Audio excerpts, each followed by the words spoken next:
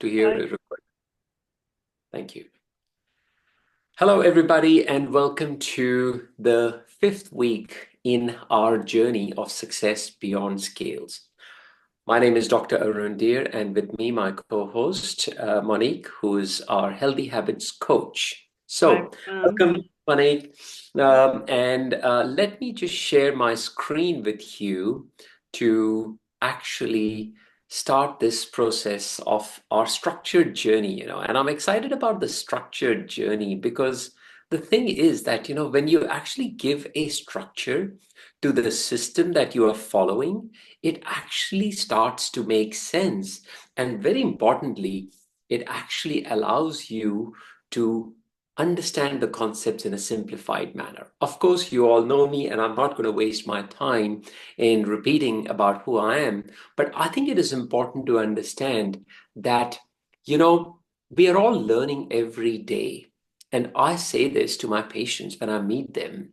And when they come back, either after surgery or, whatever procedure they may have had.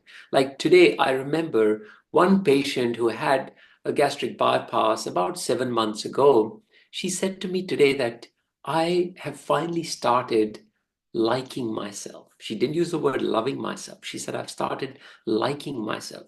Now, that was a very profound, I should say, statement, both for her and for me, to see the shift in the energy of the individual. So I think that's where it is important that all these resources that I create, that I'm fortunate to create, are really meant to be tools to be used in the instrument of service. So with that, I think I just want to say, as per usual, my disclaimers that I've got some programs that I sell online. I've got some books, but in this program, I'm not trying to convince you to buy anything from me. Take the best and leave the rest. My duty is just to serve you. As I just said, thanks to my co-host, Monique.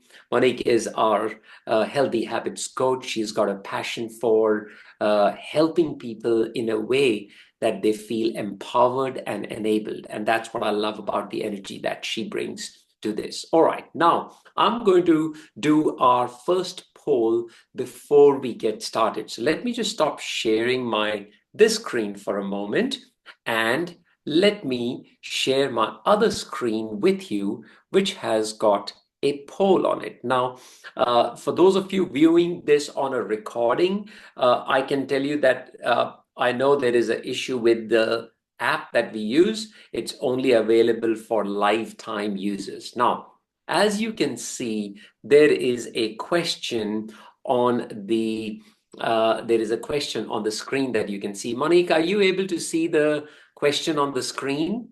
It is just starting to come up. It's just loading. So I think it'll be there. Yes, it says, Okay. Can how, you read the question for us, please? absolutely. It says, how often do you currently exercise each week? Is it less than once per week? Is it 1 to 2 times per week? 3 to 4 times per week? 5 or more times per week? So you can choose one of those. Yeah, this is just for us to know what is it that we are starting from? What is our starting point? And I think it's important that we all kind of have a good idea about, okay, what do I really do currently in terms of exercise? Now, I just want to say exercise is not doing the dishes or doing the laundry or just mopping the floor, because a lot of people think, oh, yes, that is movement, and movement is always better than just sitting on the chair. But I think it is critical to understand that it is still not exercise. All right, so hopefully you've had a chance to answer this question for yourself. I'm going to stop this and I'm going to go back to sharing my screen with you of where we were on our slide. Give me 1 second. And this is what I'm going to be sharing with you. Okay, so let's just go to the next screen. So I think we have already spoken about this, that in the broader scheme of things, what we are trying to do is change the behavior of the individual. If you're somebody who's weighing yourself every day, trying to count calories, does this sound like someone like you? And if that is the case, then I think we need to recognize the behaviors that we are demonstrating. And that is what leads to, we remain stuck in that cycle. So in order to create change, we have to do things differently. Certain things have to change in your life. I've always said this, that the real challenge is not weight loss, but it is weight maintenance. And in this journey of 7 steps to healthy habits blueprint, what we are doing is we started with learning and education, we went on to nutrition and gut health, then we progressed to sleep. That is what we discussed last time. And today we're going to be talking about exercise. What is the relevance of exercise? And this is where the whole science starts to meet. What is it that you should do in a practical sense, and why is this important? So there are clearly some benefits of physical exercise, and I'm not going to go through these one by one because many of you already know. But I think the one that really fascinated me was number one, that it is so important for mental health. That when I learned about it, I was like, wow, I just took like the duck takes to water, it was like just amazing.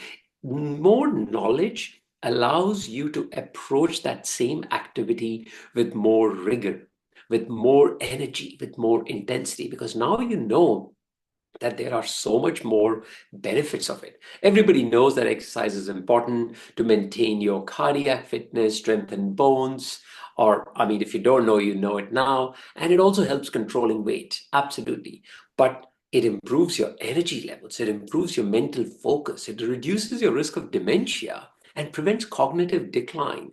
Well, I think those are really big things. And I think if we have to embrace this concept of healthy aging, well, we really need to know more about exercise.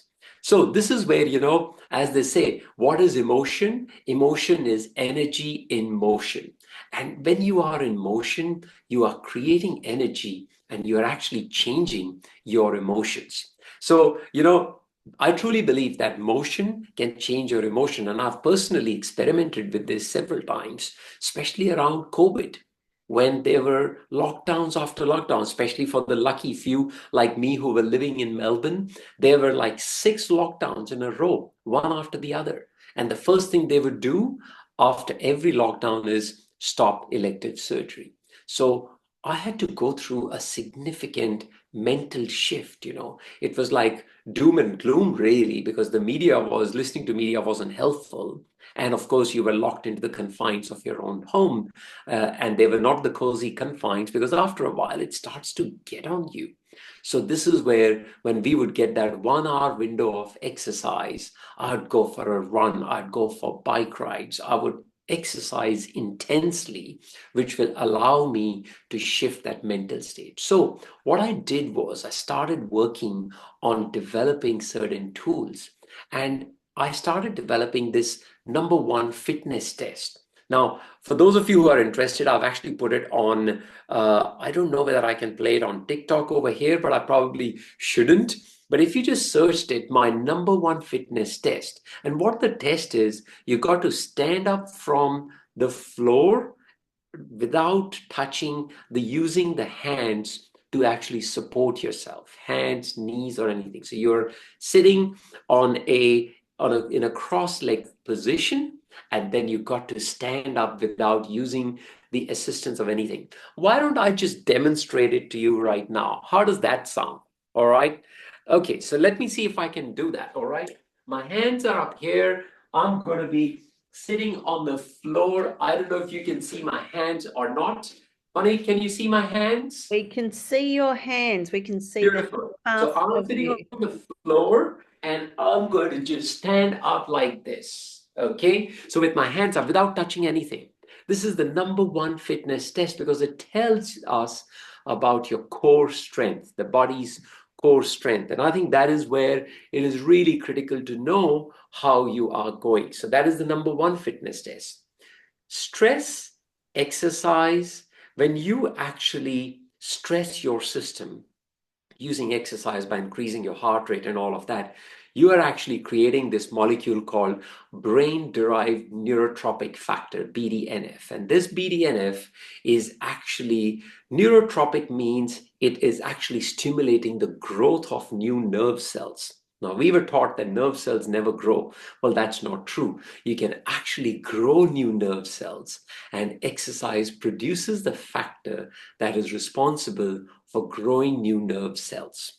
So, people often ask, what are the kinds of exercises that I should be doing? Well, everybody should be doing 3 kinds of exercises every day. However, before I talk anything about it, and this is not personal advice, please, talk to your personal trainer or somebody who knows your frame, your body framework. But medically speaking, there are 3 things that are really critical before you start on a program of exercise. Number 1 is your age. All right. So if you are a young person, say you are in your 30s, mid 30s, and if you said to me that I walk every day, well, that's not age appropriate. You're a younger person. You need to be exercising more than that. Okay. So that's number 1. Number 2 is your BMI. How much weight are you carrying? Because men especially carry a lot of weight around the middle part. Now, if your BMI is, say, above 40, and if you said to me that you go for a run every day, well, I can tell you for sure that you're going to damage those knees. The cartilage is going to wear out really soon. So your BMI and your thought process that you are actually benefiting by exercise is good, don't get me wrong, but exercise at that BMI of that nature, running on the road and kind of just running at that BMI is not good for you. All right, it's not good for your knees, certainly, I can tell you that. You could do swimming instead. You could do exercise bikes. So there are other alternatives rather than putting all the strain on your knees. And the last one is medical conditions. Of course, if you've got diabetes, if you've got heart conditions, breathing problems, respiratory issues, where you got to work within the confines of what your medical condition allows you to safely do. And this is where I repeatedly say, please talk to your GP, please talk to your specialist, and have a personal trainer who can give you a system, a framework, and who can check on you. So that's the critical thing. Now, coming to the 3 types of exercises, one is flexibility, second is aerobic, as you can see, and third is strength training. And each serves a very important purpose. Flexibility, you've heard me say that many times. I'm a yoga teacher myself. I think yoga is the best form of flexibility exercise that you can do. It allows you, and one in particular, which I'll talk about in a moment, is my personal favorite, which allows you to actually go through this cycle, go through the steps that allows you to stretch and give you core strength to the entire body. I'll talk about that in a moment. Aerobic exercise, fairly straightforward, but where people go wrong is actually they are not observant and careful about their technique. So you could do cycling, you could do running, you could do brisk walking, you could do swimming. These are all for running on the treadmill. You could do all these things, or even cross trainer for that matter. These are all different forms of aerobic exercise. But one of the key things that I've noticed, and I often say this, is that bring in variety. Try and do different forms of aerobic exercises at different times. So what it does is it exercises different muscle groups. And the last and perhaps the most important one is some resistance training or strength training.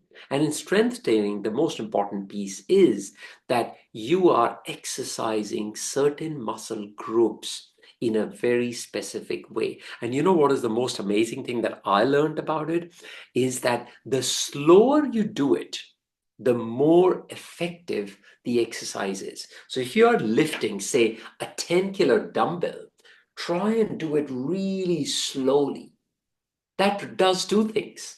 It actually reduces the risk of injury. A lot of people I see in the gym are like, they're just doing it like a march, That's not right. You got to do it really slow. And what it does is it tears the micro muscle fibers. And that tearing is like the stimulant response for the muscles to grow. So that's the way to do it, Now, you don't have to necessarily use dumbbells all the time. You can actually use your body weight as well. One of the key things that I do myself and I tell people to do is you can actually put your hands out like this, all right, and do the squats like this. You're just using body weight to actually strengthen your quadriceps, your thigh muscles, and your hip muscles. So this is where hip muscles are really critical, because one of the key reasons for fall in women, especially after the age of 65 or 70, is because of the laxity of the muscles around the pelvic girdle, around the hips. And that is where fall happens so easily, and it leads to neck or femur fractures. So if there's one thing you can do, start doing some squats. Just hands out, hold them together, and then down, up and down, up, down and up, basically. So that's a very good strength exercise as well. Great. Just give me a show of hands if this is making sense. If you're enjoying it, just give me a thumbs up. Great. That's fantastic. That's what we want, that, all of this is making sense. Next is, let's talk about when people do aerobic exercise. I think it's critical to also understand what is the target heart rate that you are achieving. And this is again dependent on age. Of course, it is dependent on your medical conditions as well. But let's have a look at it. If somebody was, for example, say they want to do maximum zone exercise, and if the age was, say, 40 years of age, well, their heart rate needs to touch 162 beats per minute. That is where your sort of range should be. So simple guide is, take the number 220 and remove the age from it. So for example, if you're 40 years of age and you 220 minus 140, you reach 180.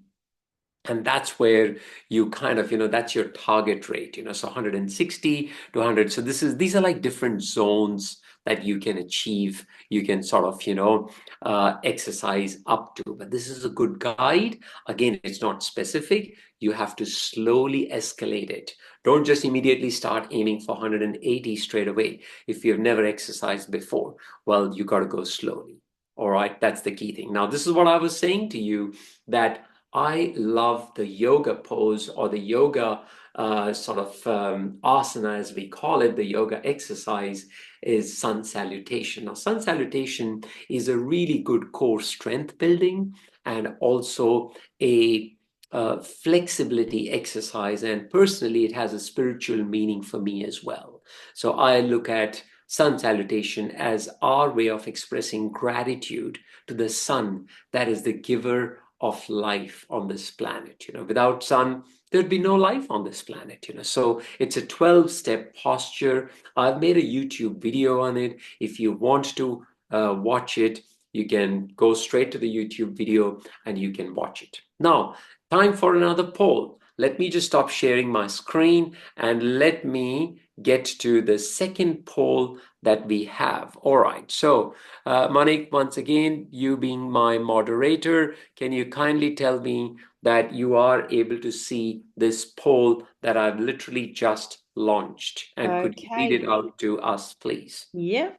So the poll says, which of the following factors can most significantly boost metabolism and aid in weight loss?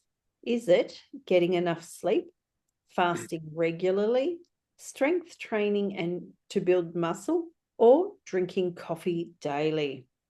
All right. So let us see what people are now. Again, I'm sorry, this is something that you can't see on the screen because of the nature of the app that we are using. But I can see that a lot of people have answered the option strength building, strength training to build muscle. And indeed, that is the correct answer. That if you want to boost your metabolism and aid weight loss, it's a great thing to do. However, I've always said this, that exercise is a good weight maintenance strategy, but it's not a good weight loss strategy by itself. So that's important to keep in mind. Let's continue with our presentation again. So I'm going to share my screen and I'm going to come back to, yep. Okay, so in a sense, what we are seeing is over here that what are the three brightest ideas in the category of exercise that you could start to implement from today onwards, right? So let's do this. You know, there are three ideas that I want you to want you to embrace from this presentation so that you can start to put this in your daily routine. So number one, did I exercise daily for 30 minutes? I think 30 minutes is something that every person should be able to take out from their busy schedules for themselves. All right. My preference is I love going for a walk in nature in the evening, and 30 minutes I exercise in the morning. So I do about an hour. My exercise in the morning is really around flexibility, strength training, and in the evening, it's more around cardio. So once again, the second point is, do you do three types of workouts: cardio, resistance training, and stretching or flexibility exercises? And I think it's important to emphasize here that stretching or flexibility exercises are really critical, because all day long, when we are just sitting or driving or in the office, the muscles do not get an opportunity to stretch. They tend to go into a spasm. Now, when we actually stretch, like even if I got you to do this now, I think if you can see me, just do this with me, you know, just hands, lock your hands and bring them in, face them outwards, and just stretch it. Just stretch your hands all the way up and then take it all the way up above your head. You can see how I'm doing it. Feel the stretch and again, bring it down. Bring it down like this once again. So just by doing this, I'm sure you can start to feel that when you stretch yourself, you actually feel that something just gives away. It liberates.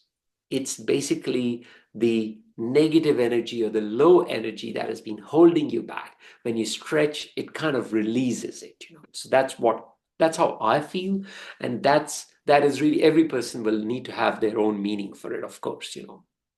And the last is, did I achieve my target heart rate? You know, achieving your target heart rate is an indication of your cardiovascular. We call it the stamina. All right. In simple terms, you can call it your stamina. And your stamina is a good guide to tell about your cardiorespiratory fitness. And I think that is what we are trying to work on. A simple guide is, if you can't even measure your heart rate, no problems, just see whether you were sweating or not. If you're sweating, that means you have strained your system enough to be able to create this system. Now, with this, I want to put in a plug for an online webinar, online summit that we are doing, which is called Habits Builder Summit. And I'm hosting it. It's a free online event on the 20th of November. I urge you all to register it. You can see the link at the bottom of the screen. If not, you can scan the QR code, which is right over here. We are giving away a lot of free gifts for all the webinar attendees, but very importantly, we have a really good panel of experts. In fact, Monique is speaking at that panel as well. And Monique, I'll just get you to share with us a little bit about the emotional reasons why people struggle to make a routine of exercise in a moment. But in terms of this webinar itself, I feel it's a great opportunity to understand that human beings actually know what to do. We all know that eat healthy, exercise more, and you'll be fit, but we struggle to do it. And the reason why we struggle to do it is our emotions come in the way. So we've got a few different specialists, medical people, allied health people, and even someone who is going to be talking, my co-host Tash Jarrett, who's going to be talking about lived experience. What is the emotional baggage that people carry which prevents them from embracing healthy habits? So with that, I'm going to hand this over to Monique to share her thoughts around the question that I just asked, as to what is the emotional barriers around why people struggle to take up an exercise routine or any sort of healthy routine for that matter. Over to you, Mani. Thank you. So I would probably want to say that the number one reason that people aren't taking up that exercise routine is just that lack of structure.